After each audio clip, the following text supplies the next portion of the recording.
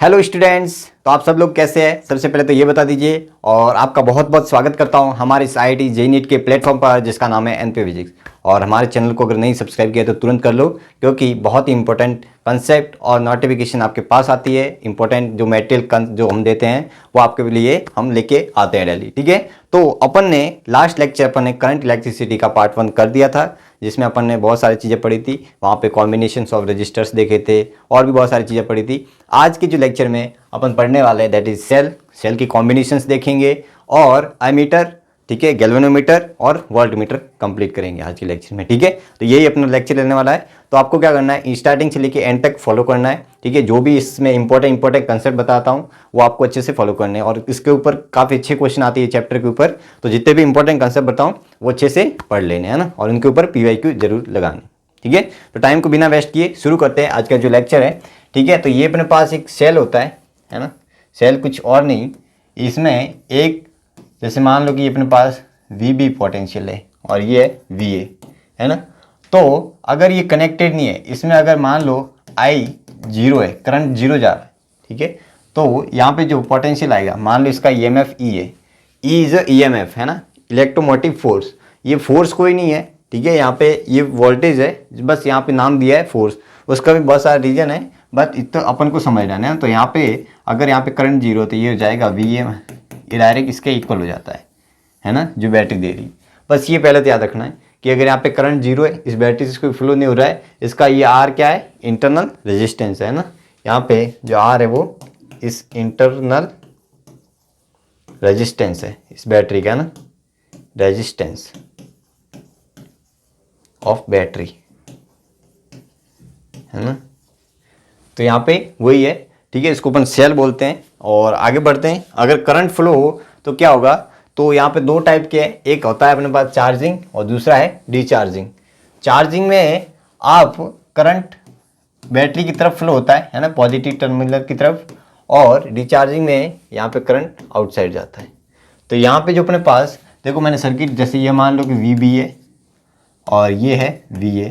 तो मैंने आपको बताया था कि कैसे इसका वोट पोटेंशियल लिखना होता है। VB, ये करंट की डायरेक्शन में जा रहा हूँ तो ये क्या हो जाएगा, माइनस जो भी करंट I है तो I इंटू R हो जाएगा। फिर पॉजिटिव से नेगेटिव जा रहा तो माइनस का EMF और इजिकल टू हो जाएगा VA। तो पोटेंशियल डिफरेंस कितना आया, VB माइनस VA हो जाएगा अपने पास, इस तरफ जाएगा तो E प्लस IR, है ना। तो ये आता है अपने पास चार्जिंग के लिए, ठीक है, यहाँ पे प्लस आ जाता है। और अगर मान लो डिस्चार्जिंग हो रही है ना, करंट इस तरफ जा रहा है I, तो ये इसका EMF E है माइनस प्लस, और यहाँ पे VB है, यहाँ पे VA है। मैंने लूप की डायरेक्शन ऐसे ले रहा हूँ, है ना, यहाँ पे रिप्रेजेंट कर देता हूँ। लूप की डायरेक्शन ऐसे, है ना, यहाँ पे भी लूप की डायरेक्शन ऐसे ले लेता हूँ। तो यहाँ से क्या लिखूँगा बताओ, यहाँ से अपने पास हो जाएगा VB, और ऑपोजिट में करंट जा रहा है तो ये पॉजिटिव लेना पड़ेगा, that is I into R, और ये प्लस से माइनस जा रहा हूँ यानी कि माइनस का EMF इजिकल टू VA। तो यहाँ पे अपने पास बनेगा that is VB minus VA is equal to E, और इधर आ जाएगा माइनस I। तो डिचार्जिंग में यहाँ पे नेगेटिव आता है और यहाँ पे पॉजिटिव आता है ना। तो कहने का मतलब यही है कि जो पोटेंशियल डिफरेंस है ना, E प्लस IR, और यहाँ पे जो पोटेंशियल डिफरेंस आ जाएगा वो आ जाएगा E माइनस IR, है ना, ये आता है। बात समझ में आ गई। तो यही लिखा गया है चार्जिंग और डिचार्जिंग के लिए केस में, है ना। तो ये आपको याद रखना है। अब आते हैं कॉम्बिनेशन पे। अब सेल्स के अगर कॉम्बिनेशन करता हूँ सीरीज और पैरेलल में, तो उसका इक्विवेलेंट क्या आ जाएगा अपने पास, रेजिस्टेंस तो वैसे पढ़ लिया था, इक्विवेलेंट्स जो अपने पास EMF क्या बनेगा वो देखते हैं। तो सिंपल है, अगर अपने पास सीरीज में है ना R1 R2, तो 3 सेल है, ठीक है, बहुत सारे हो सकते हैं। और इसके इक्विवेलेंट में देखता हूँ कि अपने पास एक इसके इक्विवेलेंट में एक R इक्विवेलेंट लिख देता हूँ और इसके इक्विवेलेंट में एक मैं सेल बना देता हूँ, है ना। ये अपने पास एक EMF बना दिया, और इसका जो फॉर्मूला बनेगा वो अपने पास ये बनता है, मैं यहाँ पे लिख देता हूँ। इसका जो इक्विवेलेंट फार्मूला बनता है सिंपल है ना, वो EMF E1 plus E2 plus E3, और रेजिस्टेंस तो अपन जानते ही है R1 plus R2 plus R3, है ना। ये अपने पास R इक्विवेलेंट बन के आता है। ये दोनों आपको याद रखने हैं ना सीरीज के केस में। लेकिन बात ये इस सीरीज में कब होते हैं, जब इनके जो करंट होते हैं वो सेम फ्लो होते हैं ना, सेम फ्लो यानी सेम डायरेक्शन में। ये हो सकता है अपोजिट डायरेक्शन में, यहाँ पे मान लो कि यहाँ पे करंट फ्लो हो रहा है, यहाँ पे भी I फ्लो हो रहा है, यहाँ पे I फ्लो हो रहा है, यहाँ पे भी, तो कैंस जो सेल से करंट फ्लो हो रहा है वो सेम हो रहा है, और सपोर्टिंग अगर मान लो तीनों ही सपोर्ट कर रहे हैं करंट को, ये यहाँ से पॉजिटिव से जा रहा है सपोर्ट कर रहा है, ये भी यहाँ पे सपोर्ट कर रहा है माइनस से पॉजिटिव जा रहा है, ये माइनस से पॉजिटिव, तो यहाँ पे सपोर्ट कर रहे हैं, तो आपको जो ईएमएफ लेना है वो क्या लेना है, पॉजिटिव लेना है। बात में आगे तीनों को पॉजिटिव लेके ऐड करना है। अगर क्या हो है ना, यहाँ पे अगर मैं ये देखता हूँ, अगर मान लो ये ऐसा है कोई कॉम्बिनेशन, ठीक है, ऐसा कॉम्बिनेशन है और इनके ईएमएफ मान लो कि E1 E2 E3 E4 है ना, और R1 R2 R3 और R4 अपन को दिया है, तो इसका इक्विवेलेंट मुझे अगर लिखना है तो कैसे लिखूंगा बताओ। इसका जो इक्विवेलेंट लिखेंगे ई इक्विवेलेंट सिंपल है ना। किसी को भी आप देखो, अगर मान लो कि मैं इसको पॉजिटिव लेता हूँ है ना, इसको पॉजिटिव ले लिया E1, अब इसका क्या है देखो आपस में ये क्या कर रहा है, करंट को ध्यान से देखो, जैसे मान लो कि ये करंट ऐसे फ्लो हो रहा है ना, ऐसे करंट फ्लो हो रहा है, तो ये तो सपोर्ट कर रहा है, लेकिन ये क्या कर रहा है बताओ, ये अपोज कर रहा है, तो यहाँ पे इसको नेगेटिव लेना पड़ेगा है ना। पोलैरिटी अगर जैसे ही चेंज हुई तो नेगेटिव, अब वापस ये क्या है नेगेटिव यानी कि -3 और ये पॉजिटिव। मैं ये समझाना चाह रहा हूँ कि पोलैरिटी जैसे ही चेंज हो जाती है, ठीक है, तो यहाँ पे नेगेटिव आ जाता है, लेकिन यहाँ पे आर में कोई चेंज नहीं आएगा ना, ये तो रेजिस्टेंस है, ये तो कैसे भी जोड़ो ये अपने पास ऐसे निकल के आ जाएगी। बात समझ में आ गई, तो यही मैं समझाना चाह रहा हूँ। तो अगर ऐसा है तो ये अपने पास आ जाता है, और अगर मान लो n है ना, n सेल्स है, इक्वल है, पोलैरिटी सेम है, यानी कि एक पॉजिटिव दूसरे के साथ नेगेटिव में, जैसे मैं यहाँ पे ऐड करके बता देता हूँ,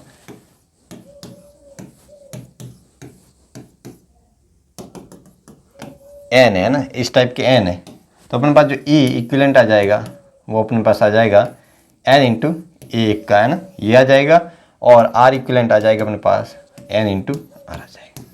बात समझ में आ गई, ये आ जाता है इक्विवेलेंट। अगर इक्वल है, सब आइडेंटिकल है ना, ई आर भी सेम है ना, तो ये सारे n है, तो अपने पास जो इक्विवेलेंट निकल के आता है सीरीज में ये आता है। अब आते हैं पैरेलल के बाद। पैरेलल में अपन को पता है कि यहाँ पे करंट मान लो अगर सेम डायरेक्शन जा रहा है ना, ऐसे सब अपोज कर रहे हैं, सॉरी सपोर्ट कर रहे हैं करंट को, तो इस केस में जो अपन इसका इक्विवेलेंट लिखेंगे वो अपन लिखते हैं equivalent E1 upon R1 plus E2 upon R2 dash dash और 1 अपॉन R1 करके ये लिखते हैं, और अपन जानते हैं पैरेलल में रेजिस्टेंस तो यही होता है। पास में आ गई, मैं ये कहना चाह रहा हूँ, तो ये फॉर्मूला है। अब क्या हो, अगर मान लो कि ये चेंज कर दिया मैंने पोलैरिटी है ना, दो ही के लिए देखता हूँ कि मान लो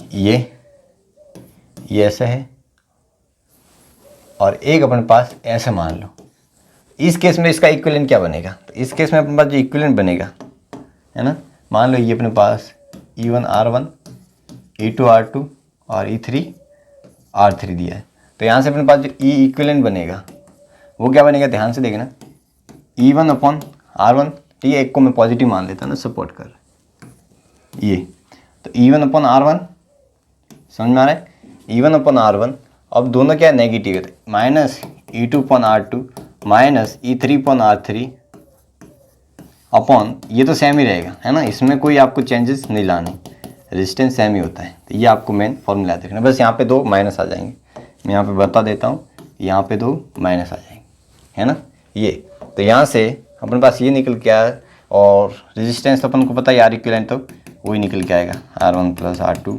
प्लस R3।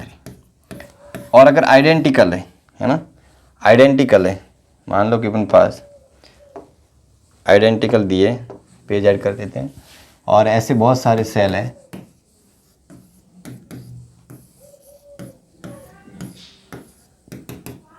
n दिए जिसका सब आइडेंटिकल है, ई आर है ना, सब n दिए अपन को, तब ये कैसे करेंगे, अपन को पता है वैसे इसका इक्विवेलेंट मैं डायरेक्ट लिख देता हूँ, ई ही होता है, और जो इसका जाएगा आर इक्विवेलेंट वो जाएगा R/n, ये आपको याद रखना है।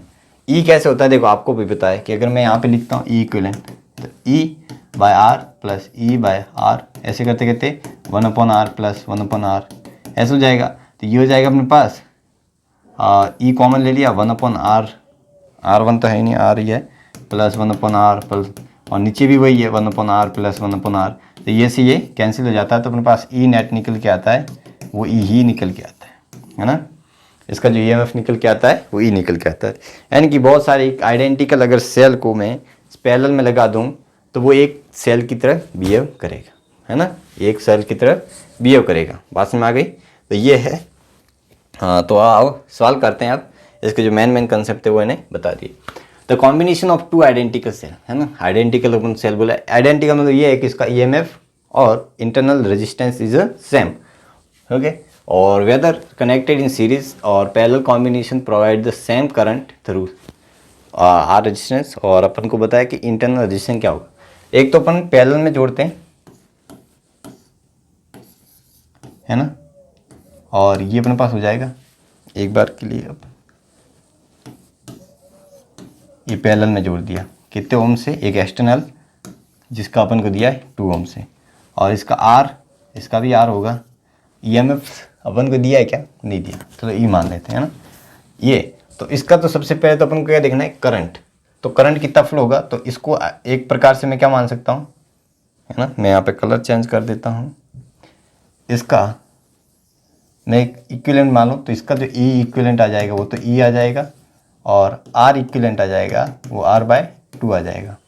तो यहाँ से जो करंट फ्लो होगा, है ना, जो करंट फ्लो होगा यहाँ से, जो आई की वैल्यू आएगी पैरेलल के लिए, है ना, P मान लेता हूँ, और वो क्या हो जाएगी, EMF E upon R। R series में हो जाएगा इसके साथ, तो R/2 प्लस कैपिटल R, जो कि अपन को 2 दिया है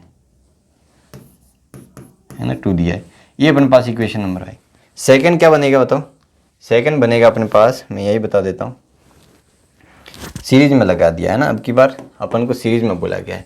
तो यहाँ से सीरीज के लिए अपने पास ये 2 ओम से रेजिस्टेंस से कनेक्टेड है, और ई आर तो यहाँ से अपने पास जो करंट जाएगा, है ना, आई की वैल्यू मैं डायरेक्ट लिखता हूँ। देखो ये अपने पास नेट कितना बनेगा, 2E बनेगा, है ना, और आर कितना बनेगा, 2 + 2R। ये बनेगा इक्वेशन नंबर 2 सीरीज के लिए। अपन को ये बोला है करंट सेम है ना, करंट इज सेम। तो करंट सेम है, आई पी है वो आई एस के इक्वल है, I P S I S के इक्वल है ना, सही बोला है। हाँ, तो ये अपने पास हो जाएगा 2E/2 + 2R = 2E/R/2 + 2। बस यहाँ से ई से ई वैसे भी कैंसिल हो गया, है ना, ई से ई कैंसिल। तो यहाँ से सॉल्व करोगे तो आपके पास R आ जाएगा, है ना। इजी सवाल था, यहाँ से 2 ओम निकल के आता है।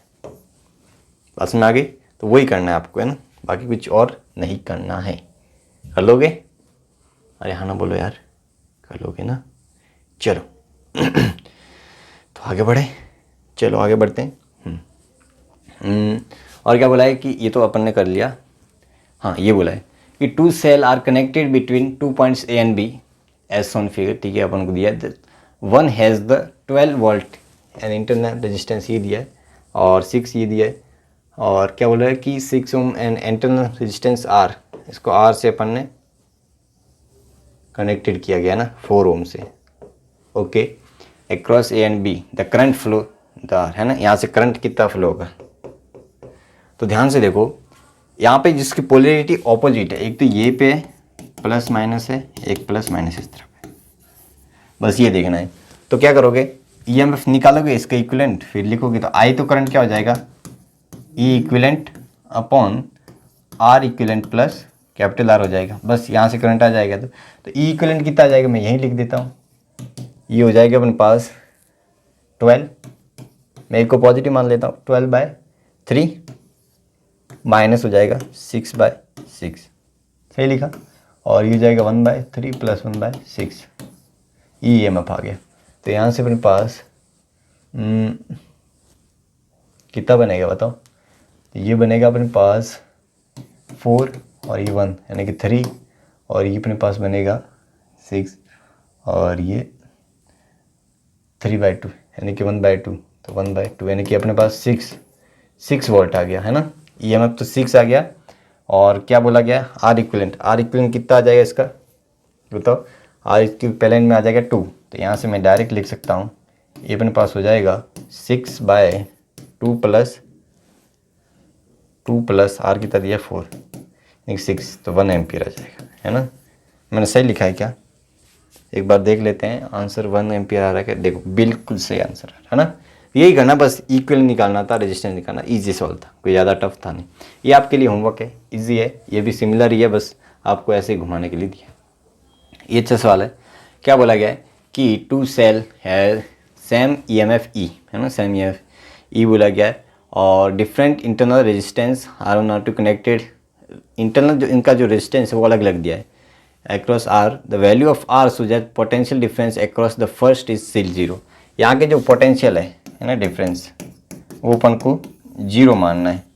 तो देखो कैसे लिखेंगे, अपन को पता है कि यहाँ का जो पोटेंशियल डिफरेंस हो जाएगा वो कितना हो जाएगा, E माइनस आई इंटू R1, और वो 0 मानना। तो यहाँ से अपन को सिंपल है कि EMF आ जाएगा IR1, है ना, ये निकालना है। और निकालना क्या है अपन को, वैल्यू ऑफ द R, है ना, R निकालना है। तो R आ जाएगा अपन पास, है ना। ये बहुत बार सवाल आएगा तो अच्छा सवाल है। R कैसे आएगा, R अपन के पास पता है कि दोनों सीरीज में, तो ये अपने पास आ जाएगा। देखो ध्यान से मैं लिख रहा हूँ, ये E इक्विवेलेंट करंट में निकालता है ना, करंट निकालता हूँ, करंट आ जाएगा अपने पास E equivalent upon R equivalent plus R दिया है ना। E इक्विवेलेंट कितना आ जाएगा, 2E, R इक्विवेलेंट कितना है, R1 plus R2 plus R हो जाएगा, सही है। ये अपने पास करंट आ गया I, है ना। यहाँ पे पुट कर दो, तो यहाँ से EMF E 2 EMF upon R2 plus R into R1। तो यहाँ से अपने पास EMF से EMF कैंसिल, है ना। तो यहाँ से अपने पास निकालोगे तो आपके पास R की वैल्यू आ जाएगी, है ना। R की वैल्यू यहाँ से सॉल्व करोगे तो आ जाएगी, देखना ये, है ना, सॉल्व कर देना। बस यही कहने का मतलब यही था, है ना। इसका आंसर आप निकाल देना। इस तरफ जाएगा तो ये अपने पास क्या बन जाएगा, ये अपने पास मल्टीप्लाई में, तो ये मैं यही बना देता हूँ, R1 plus R2 plus R is equal to R1।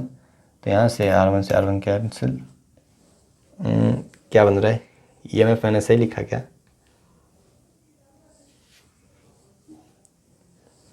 R1 plus R into R, और करंट की वैल्यू पुट कर दी मैंने। हाँ तो ये कंडीशन बनेगी, सॉरी 2R1 था ना, 2, यहाँ पे 2 था, सही है। यहाँ से एक R बच गया, तो यहाँ पे अपने पास ये आ जाएगा, R की वैल्यू आ जाएगी that is R1 minus R2, ये आता है निकल गया ना, सही लिखा। तो ये अपने पास कंडीशन, ये कई बार सवाल आए हुआ है तो आपको अच्छे से याद रखना है। अब आते हैं इलेक्ट्रिक पावर। इलेक्ट्रिक पावर क्या होती है, सिंपल है कि अगर करंट फ्लो हो रहा है तो यहाँ पे हीट भी डिसिपेट होगी, तो पावर कंज्यूम हो रही है ना। तो पावर का फॉर्मूला होता है, डायरेक्ट मैं फॉर्मूला ही बता देता हूँ, V, और ये होता है V²/R या I²R, ये आता है। और पावर अपन लिखते हैं हीट बाय टाइम, है ना, वो पावर होती है। तो यहाँ से अपन हीट अगर लिखें तो टाइम से मल्टीप्लाई हो जाएगी, पावर कांस्टेंट है तब, है ना, पावर कांस्टेंट है तब ये हो जाएगा VI इंटू टी, या V²R इंटू टी, या I²R इंटू टी। ये डिफरेंट जो अपन को डेटा दिया है उसके अकॉर्डिंग। लेकिन ये फॉर्मूला कब लगेगा, when P इज कांस्टेंट, है ना, कांस्टेंट होना चाहिए तब ये लगता है V इंटू टी और ये सारी चीज़ें। और अगर डिफरेंस है तो आप देखो यहाँ पे इंटीग्रेशन कर देंगे ना, इंटीग्रेशन कर देंगे, P कांस्टेंट तो ये लिख दिया, और ये फॉर्मूले आपको याद रखने, इंपॉर्टेंट फॉर्मूले हैं सारे के सारे, आपको अच्छे से याद रखने।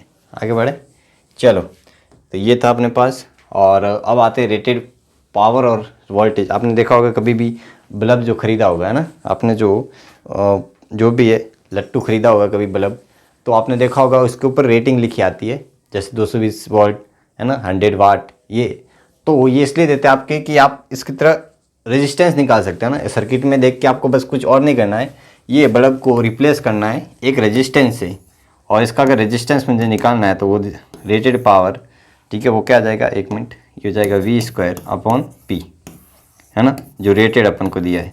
ये दोनों रेटेड दिया है, इसका निकाल सकते हैं, है ना। कैसे निकालेंगे, देखो अपन को पता है कि जो P होता है वो V²/R, है ना। तो ये अपने पास जो दोनों होते हैं वो रेटेड होते हैं, यानी कि मैक्सिमम इतना वोल्टेज कंज्यूम कर सकता है। अगर इससे ज़्यादा दे दिया तो वोल्टेज है, सॉरी जो बल्ब है वो क्या हो जाएगा, ब्लास्ट हो जाएगा ना। तो ये अपन को रेट देते हैं, यहाँ से अपन रेजिस्टेंस फाइंड कर सकते हैं, है ना। तो यहाँ पे निकाल सकते हो, और मोस्ट ऑफ केस में आपको सॉरी यहाँ पे जैसे कि देखो 100 वाट 220 वाट वोल्ट दिया है, और यहाँ पे अपन निकाल सकते हैं, डैमेज भी कर सकता है, अगर इससे ज़्यादा दे दिया तो डैमेज हो जाएगा। ये अपन को मैक्सिमम अपन को रेटेड दिया होता है ना, वोल्टेज और watt. If the potential difference across bulb 2 watt then it's produce power 100 watt. कहने का मतलब ये है कि अगर मैं 220 वाट दूंगा तो ये मेरे को पावर कितनी कंज्यूम करेगा, कितनी प्रोड्यूस करेगा, ये 100 वाट करेगा। इसका मतलब ये होता है ना। यह बात भी आपको याद रखनी है। Bulb available in market is rated indicate their power, है ना कि अपन को पावर के फॉर्म में, अपन को रेटेड के फॉर्म में दिया होता है ना, मार्केट में अपन को मिलते हैं ऐसे। तो यहाँ पे यही है। और मैक्सिमम पावर ट्रांसलेटर थ्योरम क्या होती है, देखो ध्यान से। पहले तो सबसे पहले यहाँ पे करंट कितना जाएगा वो देखते हैं, है ना। इसकी कंडीशन है और बहुत इंपॉर्टेंट है, इसके ऊपर कई बार मेंस में सवाल आए हुए हैं, है ना। यहाँ पे करंट आई जा रहा है, और ये क्या, आई क्या हो जाएगा बताओ, आई हो जाएगा E/R प्लस कैपिटल R, सही लिखा है ना। और मैक्सिमम पावर क्या होती है, मैक्सिमम पावर होती है अपने पास P = I²R, यही तो होती है। तो यहाँ से P आ जाएगी, ये अपनी वैल्यू पुट करेंगे A²/R plus capital R² × R, है ना।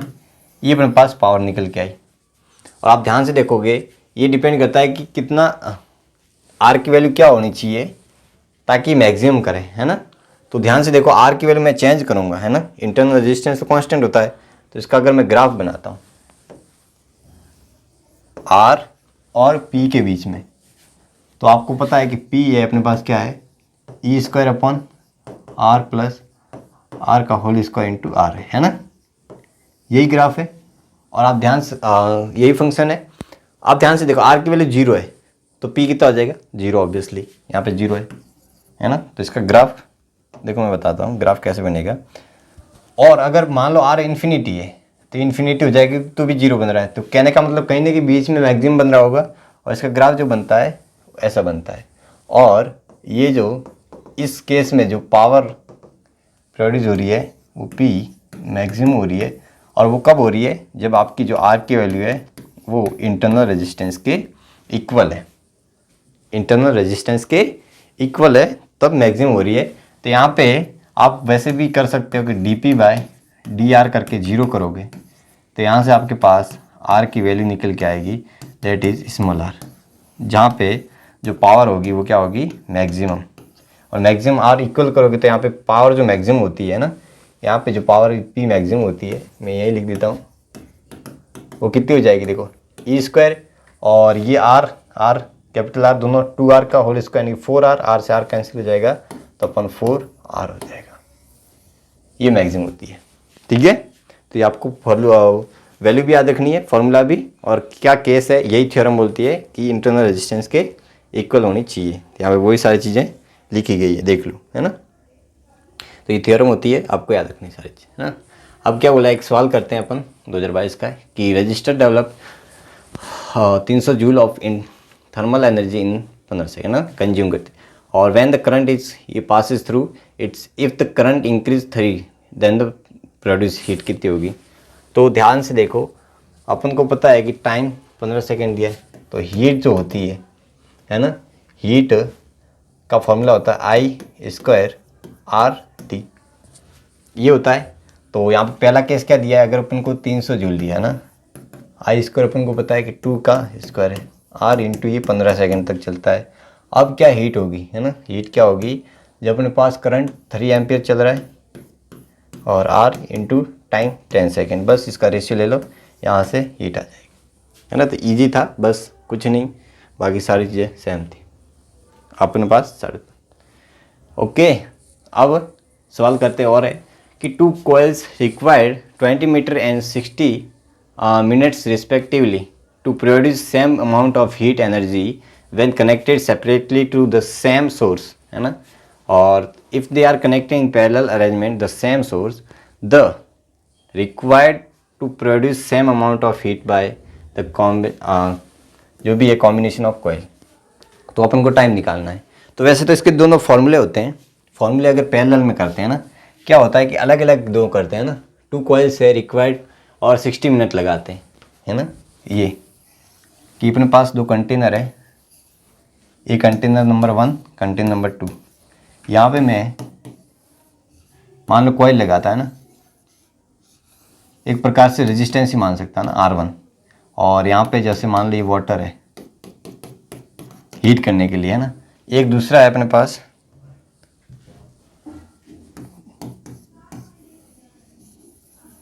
ये, है ना, ये R2 है और ये भी V है ना, दोनों पोटेंशियल V है ना, अपन को सोर्स सेम दिए, ये R2 है, चलो ठीक है। और इसको जो टाइम लगता है वो अपन को टाइम लगता है, इसका टाइम होता है T1 और इसका टाइम है T2। उतनी ही हीट अमाउंट करने में, है ना, उतनी ही हीट अमाउंट करने में इसको टाइम इतना लगता है, ये अपन को पता है। तो क्या हो अगर, तो मुझे ये निकालना है, मुझे ये निकालना है कि अगर अपने पास सोर्स वही है V है और इसको मैंने पैरेलल में लगा दिया, है ना, तो ये हो जाएगा अपने पास R1 R2, यही तो हो जाएगा, है ना, R1 और R2। तो अब मुझे सेम हीट अमाउंट के लिए कितना टाइम लगेगा, है ना, इसका जो T डैश है ना पैरेलल वाला, वो मुझे फाइंड करना है, ये अपन को पूछा गया है। वैसे तो अपन को पता है कि सिमिलर पैरेलल होता है, देखो कैसे करेंगे, मैं यहाँ पे बता देता हूँ पेज ऐड करके। अपन को पता है कि इस केस में जो R इक्विवेलेंट होता है वो क्या हो जाएगा, है ना, R जो पैरेलल होता है वो हो जाएगा R1 + 1/R2, है ना। और जो अपन को पता है कि जो हीट होती है वो होती है वोल्टेज दिया है तो अपन को वोल्टेज के फॉर्म में लिखनी पड़ेगी V²/R × टाइम t। तो यहाँ से अपने पास R क्या निकल के आ रहा है, V² हीट × टाइम, ये निकल के आया।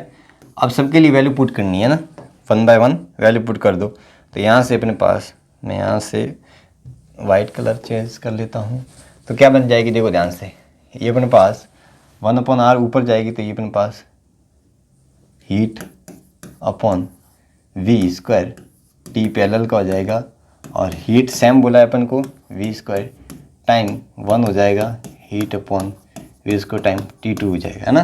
तो बस यहाँ से जो कैंसिल हो रहा है उसको काट दो, ये से ये कैंसिल हो गए। तो यहाँ से अपने पास ये निकल के आया कि 1/T जो पैरेलल का होता है 1/T1 + 1/T2, ये टाइम लगता है ना, और ये इम्पोर्टेंट फार्मूला है।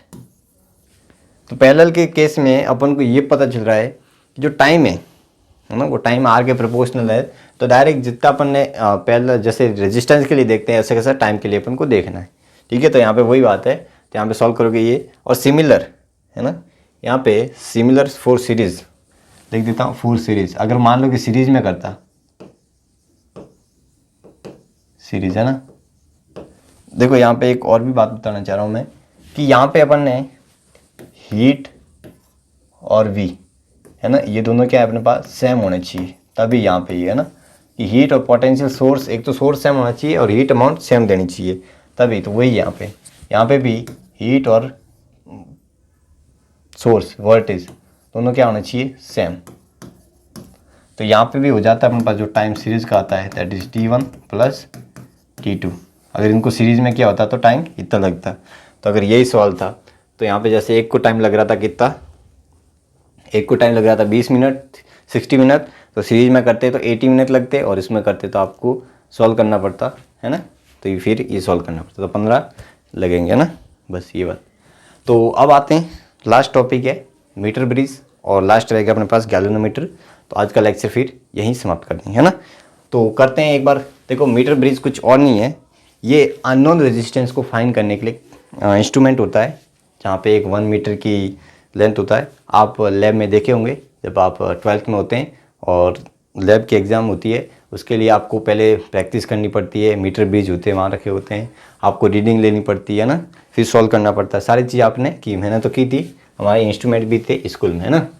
तो it is the device in which use the measure the unknown resistance, यही है, is based on principle of balance Wheatstone bridge. और ये इंपॉर्टेंट बात है कि ये व्हीटस्टोन ब्रिज बैलेंस के प्रिंसिपल पर वर्क करता है ना।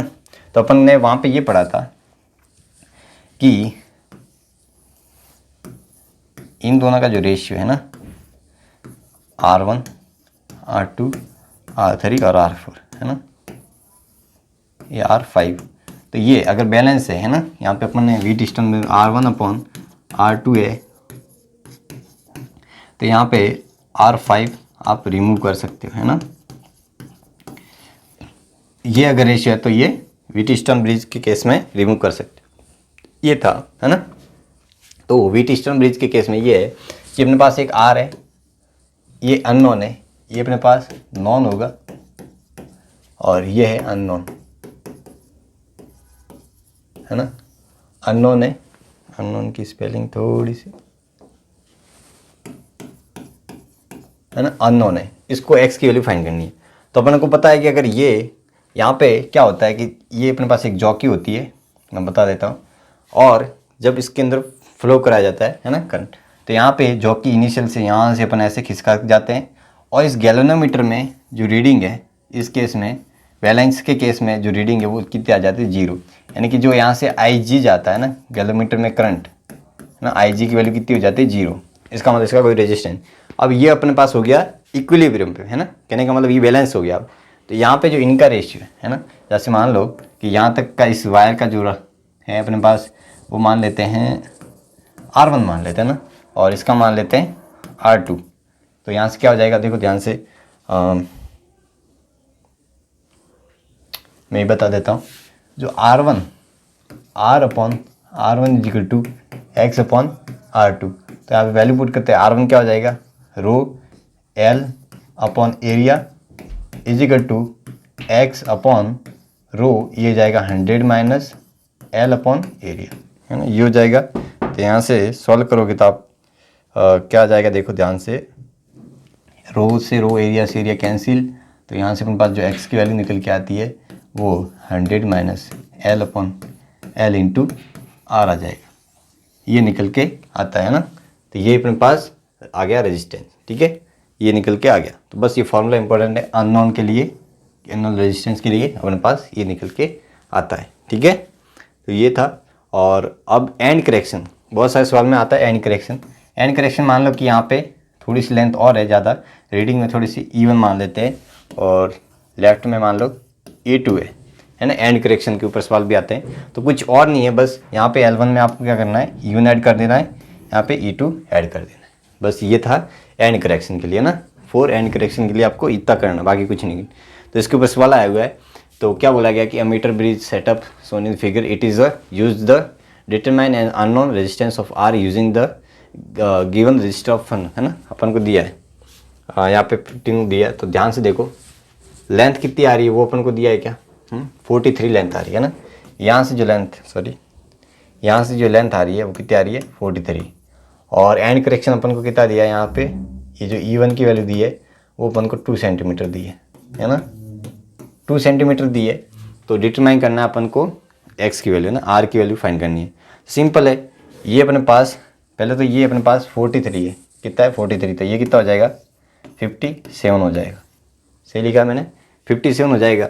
तो ध्यान से देखो, अपन को पता है कि इसका रेशियो यानी कि 15 बाय लेंथ 43, एंड करेक्शन दिया इसका 2 इजिकल टू, ये हो जाएगा अपने पास R अपॉन 57 है ना। ये लेंथ कितनी होगी 57, और इसमें कोई एंड करेक्शन दिया तो अपन को मानना ही नहीं है। तो यहाँ से आप R फाइंड करोगे तो ये हो जाएगा अपने पास, सॉल्व कर देना। यहाँ से देखो, यहाँ पे आता है अपने पास कितना आता है 19 है ना, R की वैल्यू 19 आती है। बस यहाँ पे वही करना है, बात समझ में आ गई, सही लिखा मैंने। तो यहाँ से 43 में ये किया था, और हाँ, तो यहाँ पे दोनों में ऐड कर दिया, जैसे कि अगर 2 यहाँ पे किया तो ऐड, बात तो वही है ना, बात 57 ही आ रहा है। तो बस जहाँ पे एंड करेक्शन दिया है वहाँ पे लिखना है, नहीं दिया है छोड़ देना है ना। दोनों जगह दिया होता है दोनों जगह ऐड कर देते, बस ये 19 आंसर आता है। आगे बढ़े, तो ऐसे सवाल आते हैं। अब लास्ट टॉपिक है दैट इज़ गैल्वेनोमीटर। ये क्या करता है, एक बहुत माइनर करंट को मेज़र करता है ना, माइक्रो और मिली में जो भी, वो उसको इस रेंज को जो करंट होता है उसमें मेज़र करता है, और इसमें रीडिंग लगी होती है ऐसे इस टाइप की है ना।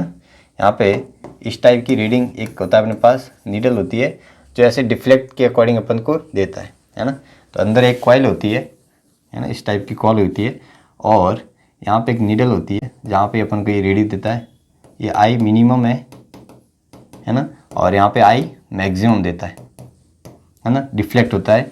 और इस थीटा के अकॉर्डिंग अपन जो यहाँ पे आई फ्लो होता है वो थीटा के प्रोपोर्शनल होता है। जितना एंगल ज़्यादा उतना अपने पास करंट ज़्यादा, है ना। तो यहाँ पे एंगल ये जैसे मान लो यहाँ पे थीटा है, थीटा, तो जितना थीटा ज़्यादा अपने पास करंट ज़्यादा दे, और मैक्सिमम आई है ना। और इसका रेजिस्टेंस गैल्वेनोमीटर का जी है। तो ये जाएगा आई जो मैक्स होता है उसको अपन आई जी से डिनोट करते हैं, है ना। ये आपको याद रखना है, आई जी से डिनोट करते हैं आई जी को, मैक्स का, है ना। जहाँ पे मैक्सिमम आ गया वो अपन बोलेंगे आई जी। और ये होता है फुल, इसको बोलते हैं फुल स्केल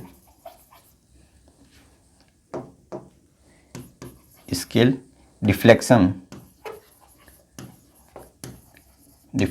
करंट, है ना। इसको ये बोलते हैं फुल डिफ्लेक्शन करंट बोलते हैं। बात समझ में आ गई क्या? ठीक है, आईजी को ये बोलते हैं फुल स्केल डिफ्लेक्शन करंट, है ना। तो ये बोलते हैं अपने पास। तो ये थीटा के प्रोपोर्शनल होता है, जितना थीटा ज़्यादा उतना करंट ज़्यादा होगा, है ना। इसका ये सेटअप रहता है, यहाँ पे ये सेटअप है। अपन बस यहाँ पे कॉइल घूमती है, ठीक है, मैग्नेटिक फील्ड में चेंजेस आते हैं, तो वो अपन मैग्नेटिक फील्ड में अच्छे से पढ़ेंगे टाइम पर, है ना। अब गैल्वेनोमीटर से दो चीज़ें बना सकते हैं, that is first ammeter and second is a voltmeter. Ammeter क्या करता है, मेजर करता है कितना करंट फ्लो हो रहा है। देखो अमीटर डायरेक्ट अगर सर्किट में ऐड कर दिया मैंने, तो मान लो कि 2 एम्पियर फ्लो हो रहा है ना, 1 एम्पियर फ्लो हो रहा है। लेकिन जो गैल्वेनोमीटर होता है वो बहुत सेंसिटिव होता है और वो मिली माइक्रो में मेजर करता है। अगर वो मैं डायरेक्ट कनेक्ट किया तो क्या हो जाएगा, जल जाएगा, है ना। तो इसके लिए अपन अमीटर यूज़ में लेते हैं। तो वो कुछ और नहीं है, जैसे कि यहाँ पे एक गैल्वेनोमीटर है जी, है ना, जिसमें आई जी फ्लो हो रहा है करंट, है ना। तो उसके देखो ऐसे समझो, हाँ ऐसे रखो, यहाँ से करंट आई आ रहा था, है ना। अपन को पता है कि मान लो कि 2 एम्पियर 3 एम्पियर 5 एम्पियर यहाँ से करंट आ रहा है। लेकिन ये तो डायरेक्ट अगर गया यहाँ से, है ना, तो ये तो जल जाएगा गैल्वेनोमीटर, यानी कि यहाँ पे डिफ्यूज हो जाएगा। तो क्या करना पड़ेगा मुझे, यहाँ पे एक ऐड करना पड़ेगा शंट, है ना, शंट, है ना, और शंट रेजिस्टेंस, आर एस बोलते हैं, है ना। तो इसको बोलते हैं अपन शंट रेजिस्टेंस, शंट रेजिस्टेंस, है ना, शंट रेजिस्टेंस से आर एस। तो यहाँ पे मैक्सिमम जो करंट जाएगा, है ना, आई माइनस आई जी, यहाँ से फ्लो हो जाएगा, है ना, यहाँ से आई जी जाएगा, है ना। बाकी जो करंट फ्लो होगा वो आई माइनस आई जी से। अपन को पता है कि यहाँ पे जो देखो बहुत सारे कन्फ्यूजन होते हैं बच्चे के, फॉर्मूला कौन सा यूज करे कोई नहीं। बस आपको मैं यहाँ पे हिंट दे रहा हूँ कि यहाँ पे जो पोटेंशियल है वो सेम है ना। तो मैं यहाँ पे लिख दे रहा हूँ पोटेंशियल, है ना, सेम रखना है। किसके केस में, एमीटर के केस में, बस, है ना। तो आपको डायरेक्ट हिंट क्लिक पता चल जाएगी। ये सर्किट बना दिया, पोटेंशियल सेम है, तो यानी पोटेंशियल इसका यानी कि आई जी इंटू जी वो हो जाएगा आई माइनस आई जी इंटू आर एस। बस ये इक्वेशन आपको इसमें से कुछ भी पूछ ले, इस इक्वेशन आप फाइंड कर लेना, है ना। तो ये इक्वेशन बहुत इंपॉर्टेंट है, बात में आ गई क्या। तो ये अमीटर के केस में आपको जो गैल्वेनोमीटर के पैरेलल में अपन लगाते हैं शंट को, और ये अपन डायरेक्ट लिखने का जो तरीका होता है, इसको जो लिखने का तरीका होता है, इसका जो सर्किट डायग्राम होता है, इसको ऐसे रिप्रेजेंट करते हैं, है ना। सर्किट में ऐसे ए से प्लस माइनस करके, है ना, ये, और इसको लगाते हैं हमेशा सीरीज में लगाते हैं, है ना। इसको सीरीज इन सर्किट, इसको हमेशा सीरीज में लगाते हैं सर्किट में, याद रखना है। और इस गैल्वेनोमीटर के पैरेलल में अपन क्या लगाते हैं, शंट लगाते हैं, याद रखना है ना, कंफ्यूजन नहीं होना है। शंट गैल्वेनोमीटर के पैरेलल में शंट लगाते हैं, और पूरा जो कॉम्बिनेशन अमीटर बना उसको सीरीज में लगाते हैं, ठीक है, ये बात है। आगे बढ़ें, चलो। तो ये मैंने सारी चीज़ें लिखा दी, शंट एस से रिप्रेजेंट किया इन्होंने, कोई बात नहीं, है ना। अब आते हैं अपने पास वोल्टमीटर। वोल्टमीटर में ये है कि ये बता देता हूँ, आइडियल जो अमीटर होता है ना, ये पहले एक बार, आइडियल जो वोल्टमीटर होता है उसका जो रेजिस्टेंस होता है वो बहुत हाई होता है, इन्फिनिटी। और आइडियल अमीटर होता है उसका जो रेजिस्टेंस होता है वो 0 होता है ना, ये भी आपको याद रखना है। तो यहाँ से अपने पास गैल्वेनोमीटर है जी, और यहाँ से करंट फ्लो ज़्यादा हो रहा है, इसका मुझे रेजिस्टेंस हाई करना है, तो यहाँ पे आर एस सेंट लगाना पड़ेगा जिसकी वैल्यू हाई होगी, है ना। तो आई जी फ्लो होगा, इससे भी आई जी फ्लो होगा, बात समझ रहा है, आई जी फ्लो होगा है ना। तो अगर मैं यहाँ पे देखूँ, क्या देखूँ बताओ कि इसका जो वी मैक्सिमम है ना, वी मैक्सिमम ये क्या देगा अपन को, वी वही तो देगा रीडिंग वाला। तो वी मैक्सिमम कितना आ जाएगा, वी मैक्सिमम आ जाएगा, वो आ जाएगा अपने पास आई जी और अंदर जो रेजिस्टेंस है जी प्लस आर एस। बस ये आपको इक्वेशन लगाने है ना। तो पोटेंशियोमीटर तो वैसे हटा दिया, बाकी अच्छा था पोटेंशियोमीटर, मेरे को पर्सनली अच्छा लगता था, लेकिन यहाँ पे वोल्टमीटर तक ही रखा है, कोई दिक्कत नहीं है ना। तो यहाँ पे ये अपने पास जो निकल के आता है वोल्ट, तो ये इक्वेशन आपको यूज़ करनी है वोल्टमीटर के केस में ये, और यहाँ पे अमीटर के केस में ये इक्वेशन यूज़ करनी है। 2 इक्वेशन मैंने आपको बता दी सर्किट, और ये अपने पास गैल्वेनोमीटर के सीरीज़ में अपन शंट लगाते हैं वोल्टमीटर के केस में, और वोल्टमीटर को अपन यहाँ पे जो बना है ना, ये जो बना अपने पास, इसको अपन ऐसे सर्किट में रिप्रेजेंट करते हैं वी से, और इसको अपन पैरेलल में लगाते हैं ना, पैरेलल इन सर्किट है ना, पैरेलल में लगाते हैं सर्किट में, ये आपको याद रखना है, ठीक है। तो ये था, और वोल्टमीटर ये सारी चीज़ें लिख दी, यहाँ से वी मैक्स माइनस आर जो भी अपन को डेटा दिया है वो निकाल सकते हैं। तो यही था अपने पास एक सवाल है, ठीक है। सवाल क्या बोला है कि for designing a voltmeter of range 15 volt and ammeter of range 10 है ना। अपन को जो डेटा दिया है वो लिख लेते हैं। डिजाइनिंग वोल्टमीटर, अपन को वोल्टमीटर का जो मैक्सिमम दिया है, रेंज दिया है ना 50 वोल्ट, और क्या दिया है आई जी की वैल्यू दी है वो 10 मिली एम्पियर दी है, और क्या दिया है using the galvanometer which has coil the resistance 4 ohms है ना, कॉइल ऑफ, तो गैल्वेनोमीटर दिया है ना, रेजिस्टेंस जी की वैल्यू 54 ओम दी है। चलो then full scale deflection 1 ampere, यानी कि आई जी की वैल्यू दी, अरे सॉरी मिली एम्पियर से has coil resistance full deflection 1 milli ampere है ना। अच्छा ये अपन को आई दिया है नॉर्मल सा है ना, यहाँ पे आई दिया है और ये आई जी दिया है, ये 1 मिली एम्पियर दिया है ना, ये अपन को आई दिया है कि 10 मिली एम्पियर जा रहा है।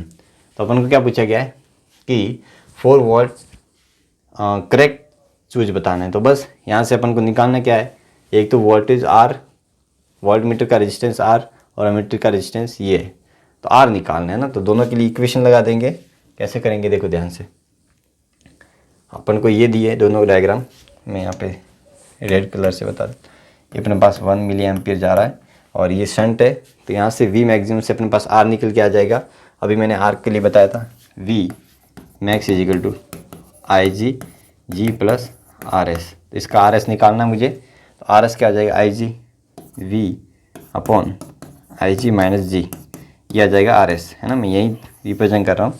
तो V upon I G minus R S, तो क्या बन जाएगा देखो ध्यान से, वी कितना दिया अपन को 50 वोल्ट है ना, 50 वोल्ट दिया है, तो ये जाएगा अपने पास 50 अपन आई जी की वैल्यू दी है 1 मिली, यानी कि 10 की पावर -3 1 इंटू और माइनस जी, जी कितना दिया है 54 है ना, 54। तो आप लगभग इसको मान सकते हो 50 है ना, 50 किलो, तो 50 किलो ओम हो गया, ये सही है वोल्टमीटर का, ठीक है। तो वोल्टमीटर का 500 ओम तो गलत है, ये तो ऑप्शन गया है ना। तो ये अपने पास आ गया। और अमीटर का क्या हो जाएगा, अमीटर के केस में मैंने बताया था, ये अपने पास आई जी इंटू जी होता है, वो आई माइनस आई जी इंटू आर एस होता है, सही लिखा मैंने। आई जी कितना दिया अपन को 1 10 की पावर -3 इंटू जी दिया अपन को 54 इज इक्वल टू ये दिया 10 है ना, 10 minus 1 milli ampere into R S निकालना है ना। बस यहाँ से निकाल दो, ये अपने पास ये सी कैंसिल और 9 ये आ जाएगा 6, तो 6 आ जाएगा ना, सही लिखा मैंने। आर एस 6 आ रहा है क्या, तो कौन सा ऑप्शन है आर एस 6 और ये 5 किलो ओम, सही है, सही लिखा, सही बिल्कुल बिल्कुल सही लिखा है। तो अपने पास ऑप्शन हो जाएगा ये वाला है ना, 6 ओम आ गया आर और ये 50 किलो ओम, बिल्कुल सही लिखा है ना। तो बस ऐसे करना था, आपका ए और सी ऑप्शन आ जाएगा, ठीक है।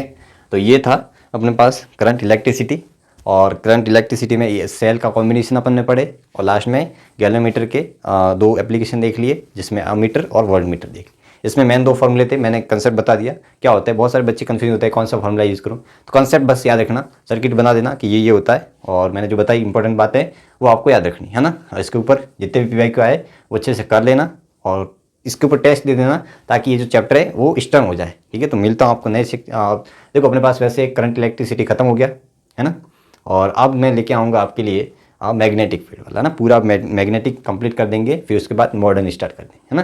तो ये अपना सीक्वेंस रहने वाला है। तो मिलता आपको नए लेक्चर में, तब तक के लिए अच्छे से पढ़ते रहो। Wish you all the best for upcoming examination. Thank you.